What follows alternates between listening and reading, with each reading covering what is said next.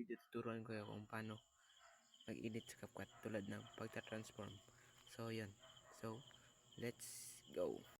Una nyo gagawin is pupunta kayo sa CapCut, guys. Punta kayo sa CapCut apps na CapCut nyo. Yan, ito CapCut. And then wait lang natin siya. So yan guys, punta kayo sa new project and wait nyo lang at maghanap kayo ng mga video na pwedeng gawan natin ng transformation tulad ng ganito guys. Yan, wait lang natin siya. Yan. So yun, diba guys, nawala ako. So yun lang guys, so ngayon turuan ko kayo kung paano gumawa ng ganon. So dito guys, kung makikita nyo is nag-play ako ng video, then punta ko dyan. So ang kailangan lang natin gawin is i-add natin siya. Okay, i-add natin siya guys. Tapos ikuha natin yung part nito. Ito guys. Ayan, i-split natin siya guys dito. I-split natin guys dito siya. Ayan. Yan, i-split natin guys dyan. Ulitin lang natin yung edit. Yan, din i-split. Tapos i-delete natin itong part na to.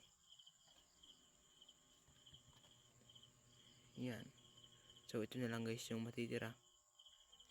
Yan na lang. At i-kuan rin natin to. Delete natin to. Yung una. At i-kuan lang natin ito. Ito lang yung isara natin. So yan. I-split natin ulit guys. Natin yung edit. Split. Hindi pala yan, split. Tingnan natin yung split. Yan. And i-delete natin ito. Yan. So ito na lang guys. So i-play natin. Ay medyo sumobra guys. Kaya i-adjust natin ulit. Yan. Natin. Tapos yan. I-split natin dyan. Tapos i-delete natin. Yan i-add natin. I-add natin yung kanina. So ito. I-add natin yan guys. Tapos yung kung lang ititira lang natin is yung ganito. So i-split natin guys ito. Yan. And then i-delete natin to. Yung itira lang natin ay yung ganito. Then split natin yan dito. Split. And then yan. So kung makita natin guys yung result is ganito. Yan. So kung gusto nyo guys, kung gusto nyo i-download is pilitin nyo lang ito. Yan sa taas. Ito yung araw na yan guys. Yan. Then magda-download yan. So yun. So kung gusto nyo i-share guys sa TikTok, pinutin nyo lang share, is dadirect yan sa TikTok account nyo. Kung ayaw nyo naman is pipindutin nyo lang tong done. Yan. So okay na guys. So kung titingnan natin, ito yung ginawa nating edit. Yan guys.